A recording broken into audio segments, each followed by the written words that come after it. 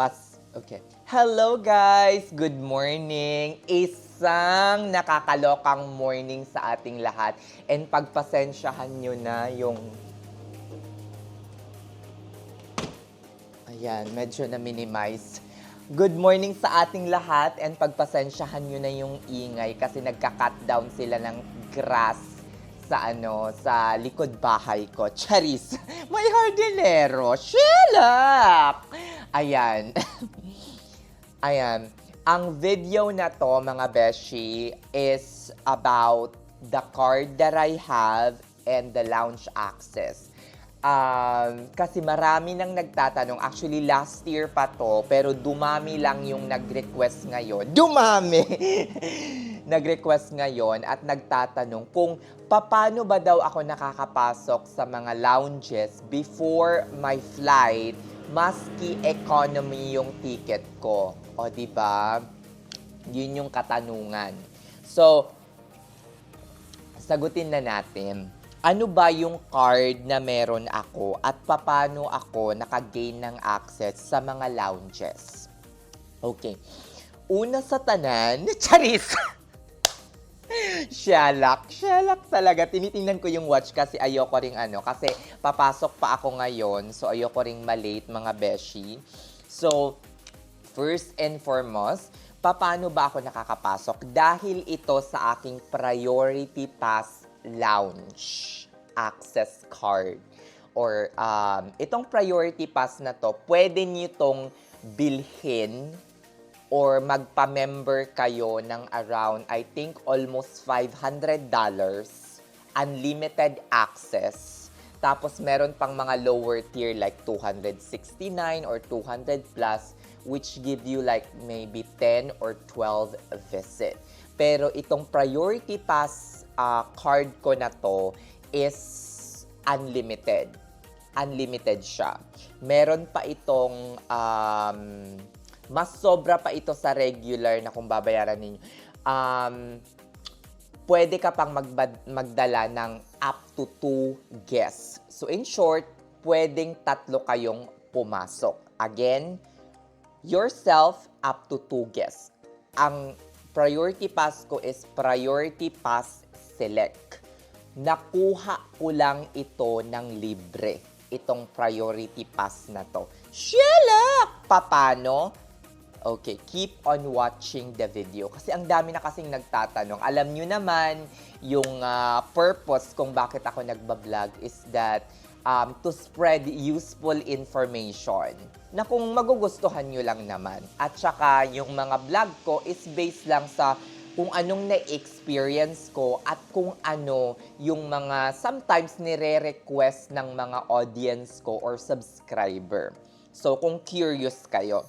So, ano ba yung card na ang credit card ko? Ang credit card ko po is, huwag kayong magugulat, is Chase Charis. Parang kagulat-gulat naman. Chase Sapphire Reserve. Okay. Ang history nito, mga beshi, is that noong 2023, nag-open ako ng Chase Sapphire Preferred na merong $95 or $99 annual fee. So, yung Chase Sapphire Preferred na yun, mga beshi, nakakuha ako ng, I think, 60 or 70,000 bonus points in which nagamit ko na siya pang book ng ticket, nagamit ko na siya for during my stay in Bali, during my stay in Grand Hyatt. Imagine niyo, nakapasok yung mukhang mahirap at jologs na to sa Grand Hyatt Indonesia for free, $0, wala akong binayaran. Nabook ko lang yun using my points, 12,000 Chase points. Transfer ko lang yung Chase points ko into Hyatt, into my Hyatt account. O diba, bongga. Mahal kaya no, hindi ko ata kakayanin na na mag-check-in sa ganong kabonggang hotel. O di ba? Hindi ko kakayanin, mga beshi, for sure. Shelak! So ayun na nga.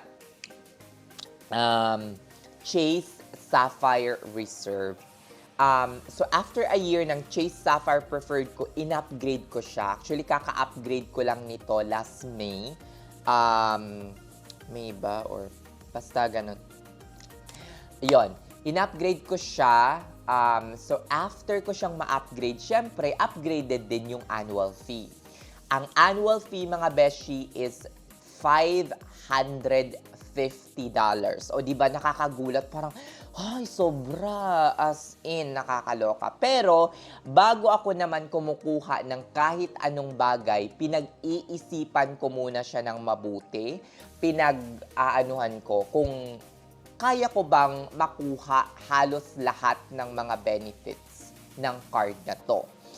Ang maisasuggest ko is huwag kayong mag-a-upgrade ng isang bagay or isang sitwasyon nang hindi nyo naman siya kailangan. So, huwag kayong magkukuha ng ganitong card kung hindi naman kayo magta-travel, 'di ba? Or kung hindi naman kayo nagta-travel ng madalas. At least more than 3 or 4 times in a year, whether domestic dito or international. So, dapat marami kayong travel, okay? Or gustong-gusto ninyong mag-travel because this card is for person na avid traveler. O, diba? Bonggish.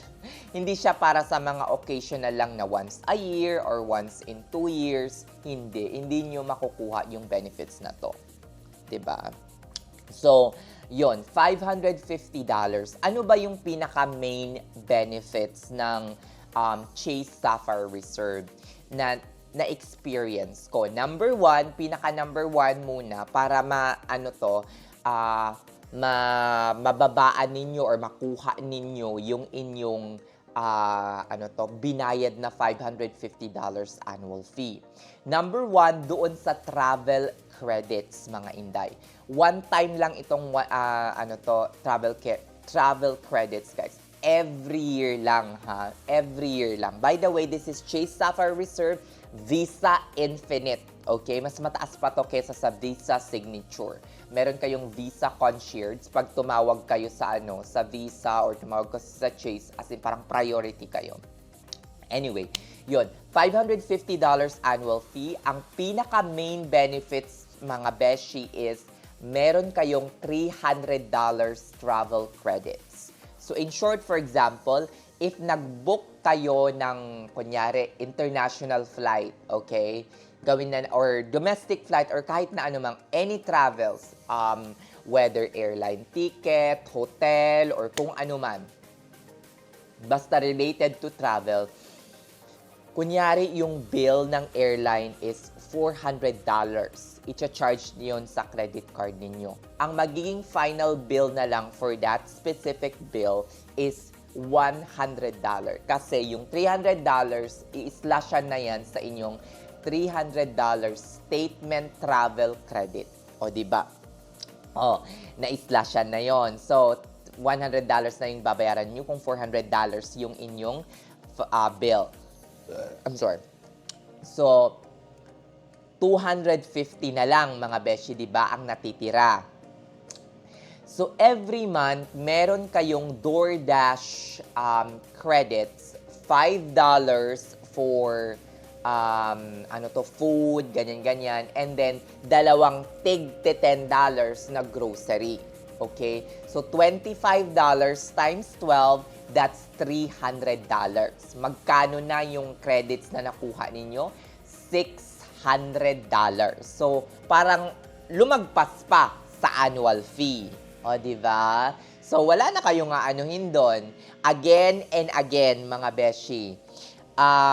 Kung hindi kayo nagta-travel, I would not recommend this because ayokong i-force ninyo yung sarili ninyo na mag-travel just because you have this card. Okay? Ayoko rin ding i-force yung sarili ninyo na gumamit ng DoorDash just because you have the credits in DoorDash for having your Chase Sapphire Reserve. I-assess ninyo yung sarili ninyo kung gumagamit na kayo ng mga serbisyo na to, ng DoorDash, palagi kayong nagta-travel, o di ba? Edi, kumuha kayo ng ganitong card. Pero for you to get this card, and then after that, magsisisi kayo kasi nga na-force kayong gamitin itong mga credits na to, ay wag na lang. Wag na wag. Di ba? Kumuha ng serbisyo or card na kailangan. Okay? Hindi yung poproblemahin mo pa kung paano mo gagamitin yung mga credits na yon. O, di ba? Okay, nandun na tayo sa main benefits na wala na yung annual fee ko. In my own opinion na lang. Okay? Na yung sa statement credit pa lang. Pangatlong benefits. Ano yung pangatlong benefits? Global Entry or TSA Pre-Check Statement Credit. Ang Global Entry at TSA Statement Credit, nag-apply ako sa TSA using this card. Okay? I paid $80, up to $100, pero parang $80 or $84 or $78 lang ata yung bayad sa TSA Pre-Check.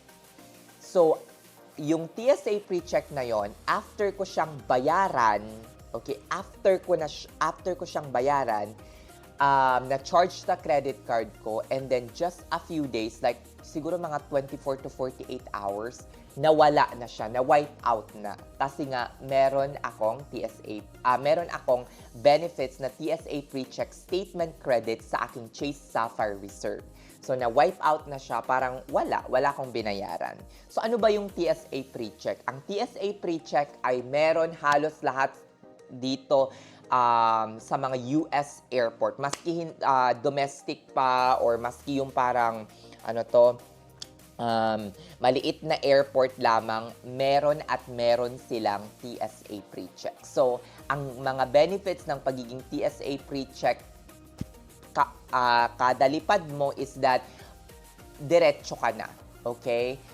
Dadaan ka pa rin sa security, give your boarding pass na merong TSA Pre-Check na nakalagay, and then after that, hindi mo na, parati akong nagdadala ng laptop, and in this case, kapag TSA Pre-Check yung ticket ko, or kung meron akong TSA Pre-Check membership, hindi ko na kailangan maghubad ng sapatos, hindi ko kailangan tanggalin yung laptop sa bag ko, nothing. Kaya kung minsan, kapag nagtatravel ako internationally, naloloka ako kasi nasanay na ako dito sa US na hindi ako nagtatanggal ng laptop kasi nga meron akong TSA Pre-Check. Shut up! Ayan. So, pang-apat na benefits ng card na to is that, anuhin muna natin. Sa Chase Sapphire Reserve, in terms of lounges pala, meron kayong access, unlimited lounge access sa lahat ng Chase lounges dito sa Amerika.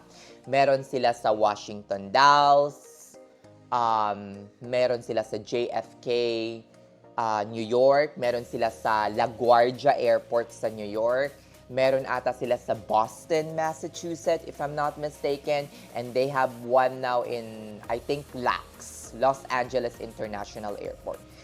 Konti pa lang, sa Arizona meron din ata.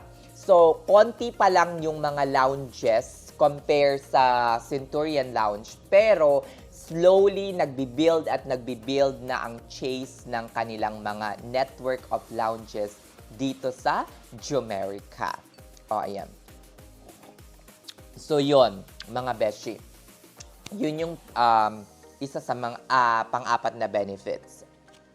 Isa din sa mga benefits ng Chase Sapphire Reserve na binigay sa akin is membership sa Priority Pass. Okay, Priority Pass membership. Ang worth ng membership na to is around $500. Almost $500 plus tax kung gusto nyong i-avail siya sa Priority Pass mismo. Pero since Chase Sapphire Reserve card holder ako, binigyan ako ng Chase ng free member sa Priority Pass. Okay, anong tawag na to?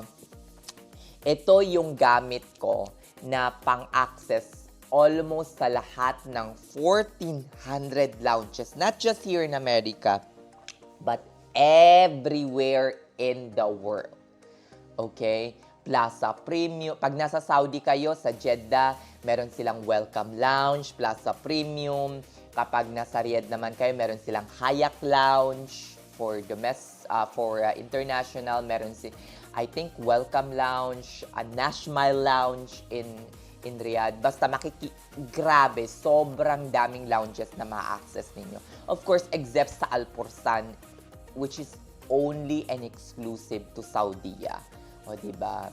You can only access that if you are a business class, first class, SkyTeam Elite Plus member ng SkyTeam Alliance. That's it. But you can access a lot of lounge with this Priority Pass Select. Okay?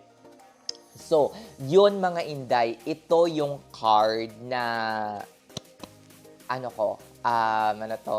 na inopen ko. Will I keep this card? I do not know for now, to be honest. Because balak ko siyang i-downgrade into a no annual fee card.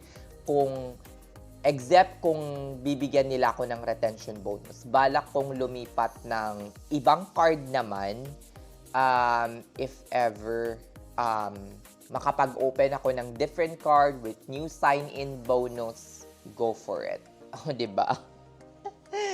Na may priority pass access din. So, yun mga Inday, kung nagtataka ko kayo kung nakakapag-travel ako ng madalas, nagta-travel ako ng you cannot travel for free, definitely. Ito yung masasabi ko sa inyo.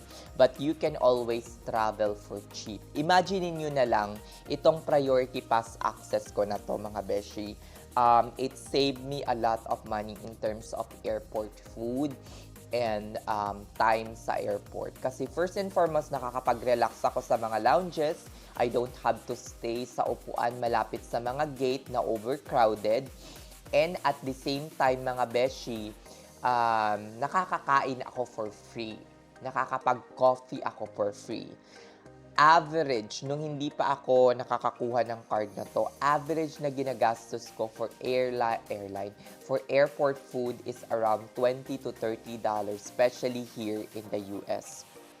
So, sa mga trips ko pa lang, hindi ko sinasabing sobra akong nakakatipid, but at least nakakatipid ako kasi nga libre na yung food kada flight ko and I don't have to spend money on food. Okay, I just need to access all of these lounges para, 'di ba? Actually for me itong priority pass na to, if you are a family of 3, 'di ba? Or family of 4, 'di ba? Mga ganyan. Kasi family of 3, mga ganyan. 3 kayo, kunyari may isa kayong anak, si wifey at saka ikaw, o 'di ba? Ang laking tipid kung makakapasok kayo sa lounge, 'di ba? 3 kayo, 'di ba? They will allow because this is priority pass select. Hindi yung binibigay kasi ng Chase, hindi lang yung regular na nabibili na membership ng priority pass, which is almost $500. Ang binibigay nila is hindi siya regular account, which is good. Priority pass select. Pag priority pass select, you are entitled up to 2 guests. So, 3 kayo makakapasok. Ang laking tipid ninyo nun. Especially kung nagta-travel kayo parati sa mga kapag dumadaan kayo sa mga major airport. Of course, yung mga maliliit na airport dito sa Amerika, wala namang priority pass lounges. So, masasayang din kung maliliit na airport kayo parati. Ako kasi, I always nagko-connect ako parati sa mga major airport like Washington Dulles, JFK, mga ganyan. So, they have good lounges, Priority Pass Network lounges. Diba? So, ayan mga hindi, nasabi ko na kung ano yung mga benefits. By the way, itong Chase Sapphire Reserve, napakabongga ng Chase Points kasi madali kayong makakaipon ng Chase Points through your Chase Sapphire Reserve kasi 3 times on travel, tapos as in, mabilis kayong makakaipon ng mga points. Ako nga ngayon, ang dami ko na namang points sa Chase. I have just transferred some of my points from Chase to Virgin Atlantic nung I think last year. I have more than like 105,000 Virgin Atlantic points ngayon. So, to use for travel. So, sana makapag-travel tayo domestically. Gusto ko ring makapaglibot-libot dito sa US next year. Ang balak ko talaga from January to December is makapaglibot-libot tayo dito sa US bago man lang tayo matsugi dito sa... Charis! Shalak! O, diba? Ang gusto ko nga is mag-travel nurse eh. Comment down below kung meron akong subscriber dito na mga nagta-travel. Kasi nga parang feeling ko natatakot ako maging isang travel nurse. Kaya ko ba yun? Kaya ko kayang maging isang travel nurse, mga beshi? Pag-isipan natin. Kasi medyo komportable na ako ngayon sa area ko. Shalak! So yun, mga beshi.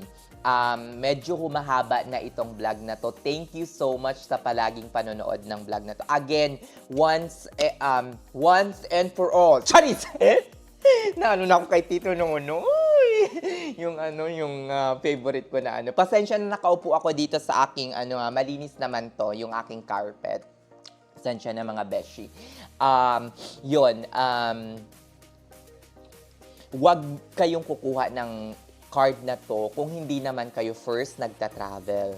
Okay? Because this Chase Sapphire Reserve card is for person na mahilig mag-travel.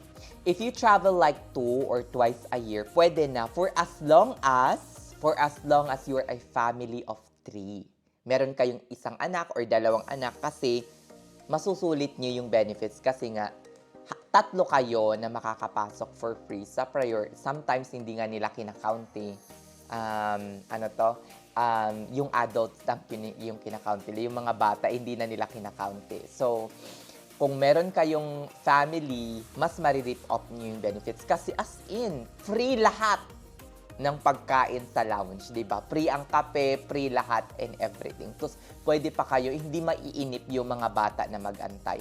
And sometimes, sa mga lounges, meron ding mga play area for children. O, di ba? So, kung single kayo, hindi kayo nagta-travel at least once or twice every 2 months, so, I would not recommend this. Kasi mapiforce kayong gamitin yung mga statement credits, na hindi nyo naman kailangan. So, wag na wag kukuha ng mga bagay na hindi naman kailangan. Kumuha ako nito kasi matindi yung aking pangangailangan. Matindi yung needs ko. At saka nakakatipid ako dito. So, pag-isipan yung mabuti. O, diba? Bongga. O siya, sige na mga inday, hanggang dito na lang ang aking vlog. Thank you so much sa palaging panonood and have a blessed day. Bye! Shalom!